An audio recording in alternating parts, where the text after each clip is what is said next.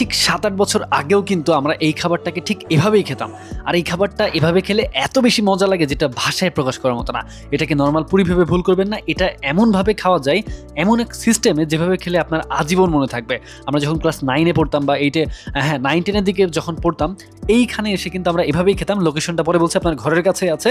তো মেইনলি আপনারা যদি পুরিকে, নরমাল পুরিকে মানে যেগুলা ১০-১৫ টাকা দামের পুরি, সেই বড় পুরিগুলা কিনেন এবং মুরগির কষানো ঝোল সাথে টক, প্রথমে টকে ভিজিয়ে নিবেন। টকে ভিজানো শেষ হয়ে গেলে এই যে আমার বন্ধু সাব্বির যেভাবে খাচ্ছে, ঠিক আছে, এই যে মাখিয়ে নিচ্ছে মুরগির কষানো ঝোলটাকে, দেখেই বোঝা যাচ্ছে। তো মেনলি আমরা এভাবে ক্লাস 9-10 এ থাকতেও খেতাম। এভাবে আপনারা খাবেন, সেই লেভেলের মজা।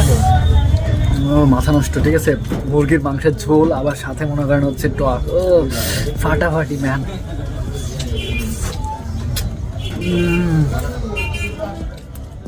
যে দিক দিয়ে যাচ্ছে কথা বলতে বলতে যাচ্ছে যে কি স্বাদ, সেই স্বাদ।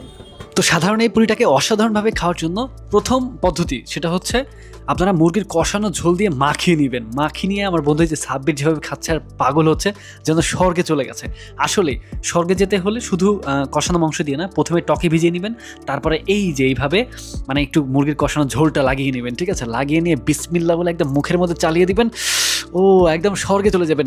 সত্যি এত বেশি স্বাদ লাগবে যে সরাসরি স্বর্গে চলে যাবেন। আলহামদুলিল্লাহ, আমরা এইভাবে সেই 9-10 এ যখন পড়তাম বন্ধু সাব্বিরকে নিয়ে এখানে চলে আসতাম, আমাদের সাধারণ আড্ডাটাকে কিন্তু অসাধারণ করে তুলতাম। এই কষানো মাংস তার সাথে মনে করেন যে টক লাগিয়ে, অথবা টক প্রথমে ভিজিয়ে নিয়ে তারপরে কিন্তু যে মুরগির কষানো মাংসটা দিয়ে একদম মাখিয়ে খেলে মানে কি বলবো, ফাটাফাটি। আজকে ছোট ভাই লিখনকে নিয়ে আমরা খাচ্ছি, ও প্রথমবার খেয়ে কিন্তু সেই ফিদা একদম। হ্যাঁ, তো আপনাদের সাধারণ আড্ডাটাকে এই সাধারণ পুরি দিয়ে অসাধারণ সিস্টেমে খেয়ে আরও বেশি অসাধারণ করে তুলতে পারেন, ঠিক আছে, একদম স্বর্গে যাওয়ার মতো স্বাদ।